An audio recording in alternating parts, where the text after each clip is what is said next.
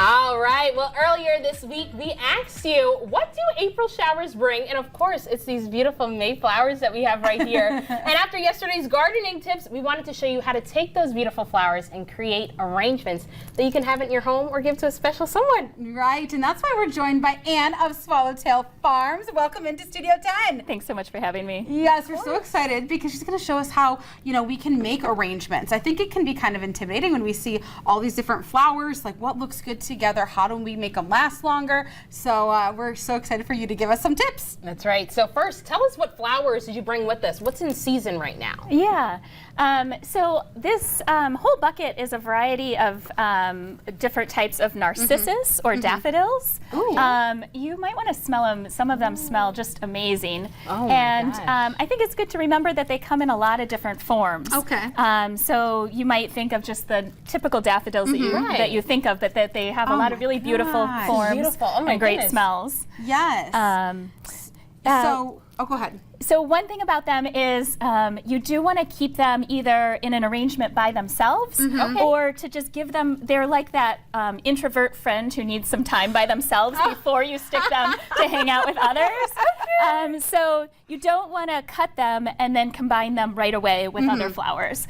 You can cut them and combine them just with other narcissus. They just have a little bit of sap that can make your other flowers die a little bit quicker. I love it. I if you love put this them right in metaphor there. that you're Narcissus by themselves. Yeah, they're a little narcissistic, I guess, in that way. Okay, so let's talk a little about what's going on here. And then over here we brought some different types of tulips. So of course the tulips are coming on and they are always a favorite, but there is a lot of different types of forms and colors of tulips, of course. So, we've got a variety here that you guys can work with. And then we have everybody's favorite of the spring bulbs, spring flowers that we grow, which are ranunculus. It's not such a well-known name, but it's a really ranunculus. Ranunculus flowers. Okay. Yes.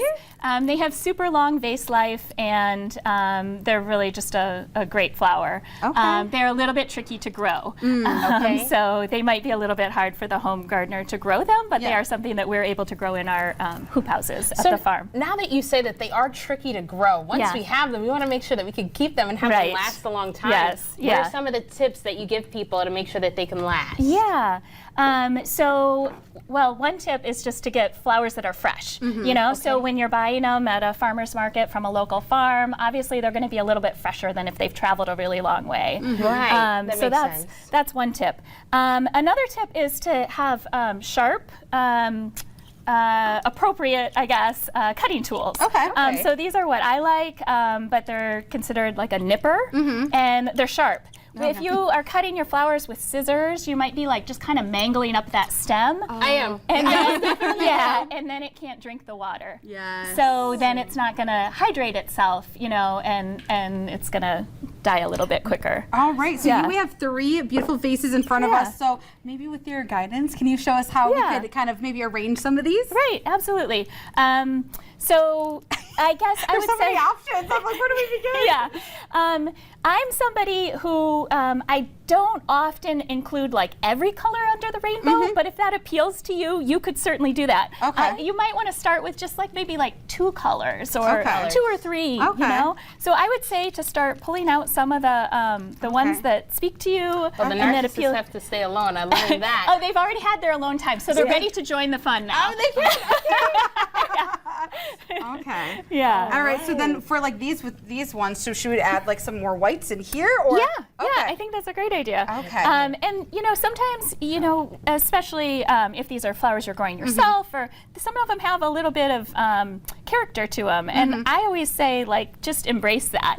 Just figure out a way to like work those interesting stems in and embrace it. All right, well, we're going to keep trying to arrange these, but real quick, tell us a little bit about Swallowtail Farm and where people can get these beautiful flowers and so they can add them to their table for Mother's Day. Yeah, sounds great.